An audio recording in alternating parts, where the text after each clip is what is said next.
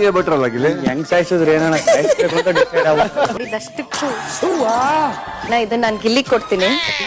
Big boss Kannada season 12 ಈಗಾಗಲೇ ಫಿನಾಲೆಗೆ ಒಂದು ವಾರ ಬಾಕಿ ಇದೆ. ಕಿಚ್ಚ ಸುದೀಪ್ ಈ ಸೀಸನ್ನ ಕೊನೆಯ super Sunday with Kichcha Sudeep episode ಅನ್ನ ನಡೆಸಿಕೊಟ್ಟಿದ್ದಾರೆ. ಕಲರ್ಸ್ ಕನ್ನಡ ವಾಹಿನಿ ಹಂಚಿಕೊಂಡ ಪ್ರೊಮೋದಲ್ಲಿ ಕಾರಣ ಕೊಟ್ಟು ನಿಮಗೆ ಯಾರಿಗೆ ಶಿಕ್ಷೆ ಕೊಡಬೇಕು ಅನ್ಸುತ್ತೋ ಅವರಿಗೆ ಶಿಕ್ಷೆ ಕೊಡಿ ಎಂದು ಕಿಚ್ಚ ಸುದೀಪ್ ಅವರು ಹೇಳಿದ್ದಾರೆ.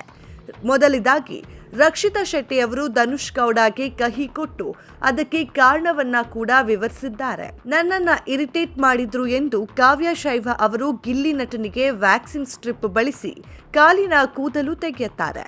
ಆ ನೋವಿಗೆ ಗಿಲ್ಲಿ ನಟ ಜೋರಾಗಿ ಕೂಗಾಡಿದ್ದಾರೆ. ರಘು ಅವರು ನಿಂಬೆಹಣ್ಣು ಕೊಟ್ಟಿದ್ದು ನಿನ್ನ ಪ್ರೀತಿ ಸಾಕಣ್ಣ, ಒಂದೇ ಒಂದು ಕೊಡು ಸಾಕು ಎಂದು ಗಿಲ್ಲಿ ನಟ ಬಾತ್ರೂಮಿಗೆ ಓಡಿ ಹೋಗಿದ್ದಾರೆ. ಇದಕ್ಕೆ ಪ್ರತಿಕ್ರಿಯಿಸಿದ ಕಿಚ್ಚ ಸುದೀಪ್ ಪ್ರೀತಿಗೆ ಲಿಮಿಟ್ ಇಲ್ಲ, ಎಷ್ಟು ಬೇಕಾದರೂ ಕೊಡಬಹುದು ಎಂದು ಹೇಳಿದ್ದಾರೆ. ಇನ್ನು ರಾಶಿಕಾ ಶೆಟ್ಟಿ ಅವರು ಕೂಡ ಗಿಲ್ಲಿ ನಟನಿಗೆ ಶಿಕ್ಷೆ ನೀಡಲು ಮುಂದಾಗಿದ್ದಾರೆ.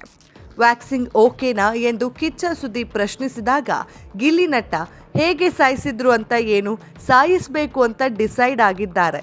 ದಯವಿಟ್ಟು ಎಲ್ಲರೂ ಈ ಎಪಿಸೋಡ್ ನನ್ನನ್ನ ಮರ್ತು ಬಿಡಿ ಎಂದು ಗಿಲ್ಲಿ ನಟ ಸ್ಪರ್ಧಿಗಳಿಗೆ ಕೇಳಿಕೊಂಡಿದ್ದಾರೆ.